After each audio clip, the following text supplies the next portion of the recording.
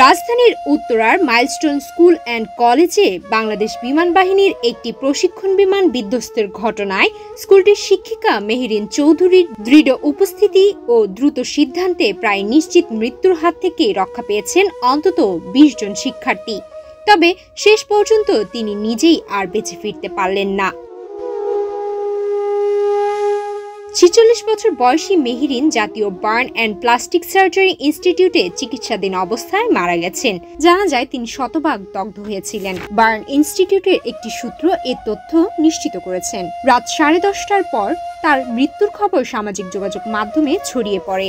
একে একে দুর্ঘটনার এই ঘটনাটি ফেসবুকে পোস্ট করেন অনেকেই। মানবিক শিক্ষিকা মেহেরিনের মৃত্যুর খবরে কালো হয়ে যায় ফেসবুকের দেয়াল। তবে হাসপাতাল কর্তৃপক্ষ এ ব্যাপারে আনুষ্ঠানিক কোনো বক্তব্য দেয়নি।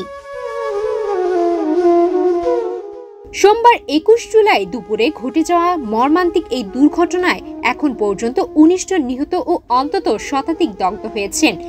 বান্ডেল থাকলে প্রতি সেনমানিতে টাকা বাঁচবে। বিকাশ সেনমানি বান্ডেল কিনে জিতুন প্রতি লেনদেনে। প্রত্যক্ষদর্শীরা জানান, দুর্ঘটনার মুহূর্তে দ্রুত শিক্ষার্থীদের ক্লাসরুম থেকে বের করে আনেন এই শিক্ষিকা। পরে তাদেরকে উদ্ধার করে হাসপাতালে নেওয়া হয়, কিন্তু ছাত্রছাত্রীদের বের করতে গিয়ে নিজেই যথাসময়ে বের হতে পারেননি। উদ্ধার অভিযানে থাকা এক সদস্য ঘটনার সত্যতা নিশ্চিত করেছেন।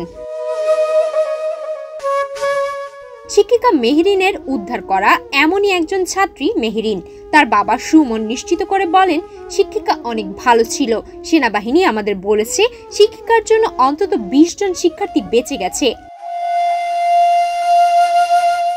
উদ্ধার হওয়া ৪র্থ শ্রেণীতে পড়ুয়া ছোঁয়ার মামা জানান, খালি চুল পরে থাকতে দেখেছি, এরপরেই অজ্ঞান হয়ে গিয়েছিলাম। পরে দুজন আর্মি আমাকে টেনে ভেতর থেকে বাইরে নিয়ে এসেছে।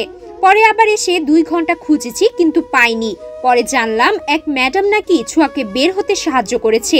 ছোঁয়াও আহত হয়েছে, ওকে পিজি হাসপাতালে নিয়ে গেছে। পরে এক শিক্ষক ফোন করে বলে, আপনার বাচ্চাকে আমরা এখানে নিয়ে এসেছি। পরে ছোঁয়া আমাকে বলে, মামা আমি ক্যাডেট কলেজে কেমনে পড়ুম। সুমায়া মিতু, বাংলাদেশ প্রতিদিন।